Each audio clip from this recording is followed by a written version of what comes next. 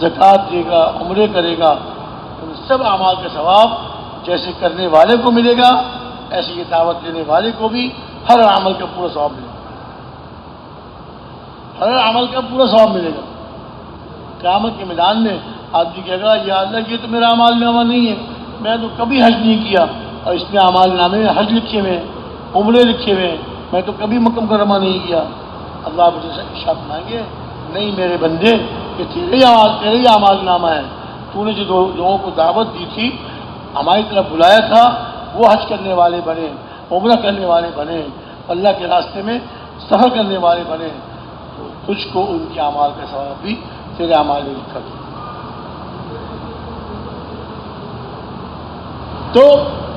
ساری امت کی نیت کرتے ہوئے ہم نے مسلمانوں کو دعوت دینی ہے، ان پر محنت کرنی ہے، ان کے گھروں میں جا کر، ان کی دکانوں میں، ان کے دفتروں میں، ان کے کارخانوں میں، غرضے کے زندگی کے ہر شعبے میں جا کر مسجد کے نمازیوں سے، مسجد والوں سے ملنا ہے اور ان کو ترغیب دے کر اللہ کے راستے میں، اللہ تعالیٰ کے راستے میں نکلنے کے لیے تیار ہے۔ یہ محنت ہمارے ذمے ہے، پوری امت کے ذمے ہے۔ ہم سب جتنے یہاں بیٹھے ہوئے ہیں، ہم میں سے ہر ایک کے ذمے ہے۔ اس مبارک محنت کو اللہ کو راضی کرنے کے جذبے سے، اخلاص کے ساتھ اس محنت کو کریں، اللہ تعالیٰ ہمارے لیے دنیا آخرت کی برکتوں کے دروازے کھول دیں۔ قرآن شریف میں اللہ رب العزت نے ارشاد فرمایا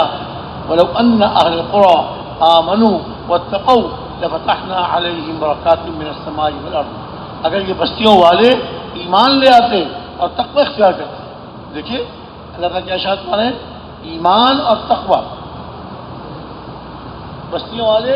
ایمان لے آتے اور تقوی اختیار کرتے، اللہ تعالیٰ ارشاد فرما رہے ہیں